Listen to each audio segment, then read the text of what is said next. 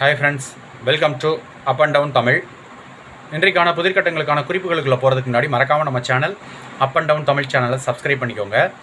Subscribe பட்டனை click பண்ணுங்கள். பக்கத்தில் பெல் சிம்பல் ஒன்று வரும், அதையும் கிளிக் பண்ணுங்கள். ஆல் அப்படிங்கிற ஆப்ஷன் இருக்கும், அதையும் கிளிக் பண்ணிக்கோங்க. மறக்காமல் இந்த வீடியோவுக்கு லைக் பண்ணுங்கள், ஷேர் பண்ணுங்கள். அது எனக்கு ரொம்பவே மோட்டிவேஷனலாகவும் யூஸ்ஃபுல்லாகவும் இருக்கும் நெக்ஸ்ட் வீடியோஸ் மேக் பண்ணுறதுக்கு. இன்றைக்கான புதிர்கட்டங்களுக்கான குறிப்புகள்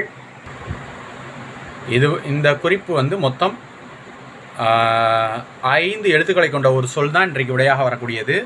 அதுக்கப்புறம் பார்த்தீங்கன்னா முதல் எழுத்து தா அப்படிங்கிற எழுத்துல கொடுக்கப்பட்டிருக்கு. மேலும் ஒரு குறிப்பு சொல்கிறேன். அறிவுரை அப்படின்னு சொல்லலாம். அப்படி இல்லைன்னா